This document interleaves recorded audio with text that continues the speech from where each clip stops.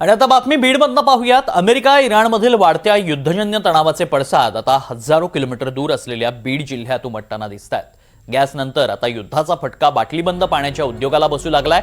बाटलीबंद पाण्यासाठी लागणाऱ्या plastic bottle तयार करण्याचा कच्चा माल क्रूड ऑइलच्या रिफायनरीमधून मिळतो। मात्र या रिफायनरीज बंद असल्यानं त्याचा परिणाम पुरवठ्यावर झालाय। परिणामी प्लास्टिकच्या दरात वाढ झाल्याचं दिसतंय। याचा फटका बाटलीबंद पाणी पुरवणाऱ्या उद्योजकांना बसतोय। याचाच आढावा घेतला आमचे प्रतिनिधी आकाश सावंत यांनी।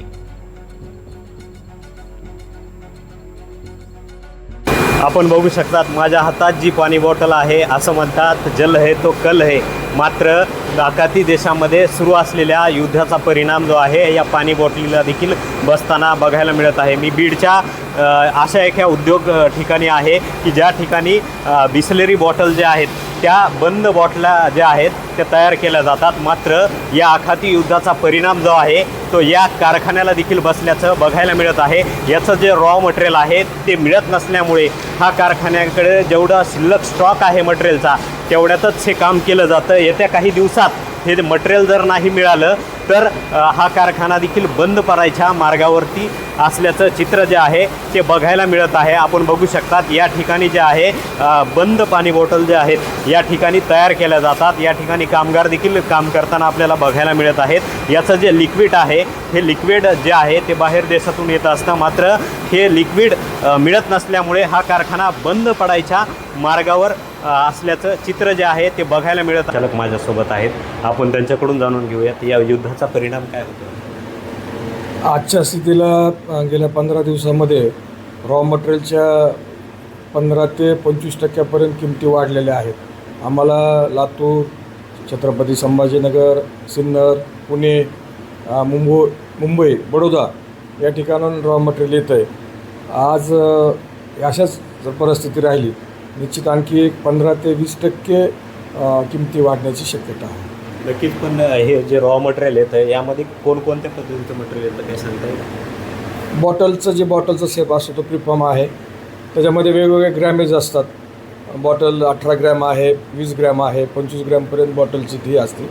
त्याच्यानंतर स्टिकर असते। त्याच्यानंतर स्टिकरला हे करण्यासाठी फिटिंग करण्यासाठी गम लागतं। त्याच्यानंतर वरती कॅप असते। असे वेगवेगळे ते आयटम आहेत आणि बॉक्स पॅकिंगसाठी सुद्धा प्लास्टिक लागतं।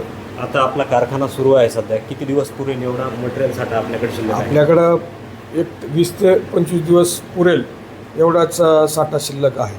आम्ही जे 10 तास प्लॅन्ट चालत होतो तो आज 8 तासावर 6 तासावर आलेलो आहोत आजच। याचा सर्वसामान्य ग्राहकाला कसा फटका बसेल त्या काळात? आजच्या ह्याला तर ग्राहकांना हे नाही झालेला।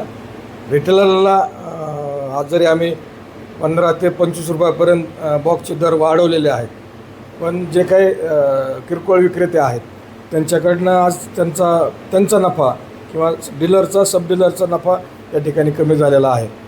आणि भविष्यात जर अशीच परिस्थिती राहिली तर निश्चित ग्राहकांना अधिकचे पैसे देऊन पाणी बंद पाण्याचं साधारण मार्केटमध्ये बघायला गेलं तर बॉटल जे आहे पाणी बॉटल ती 15 ते 20 रुपयाला मिळते। मिनिमम 15 ते 20 दिवसानंतर अशीच परिस्थिती राहिल्यानंतर त्याचा रेट काय असेल? साधारण 25 ते 30 रुपये प्रति बॉटलचा रेट त्यावेळेस असेल। नक्कीच हे चित्र आहे बीड जिल्ह्यातलं। आखाती देशात सुरू असलेल्या युद्धाचा जो परिणाम आहे तो सर्वसामान्य गावगाड्यातील व्यावसायिकांना देखील बसताना बघायला मिळत आहे। NDTV मराठीसाठी मी आकाश सावंत, बीड।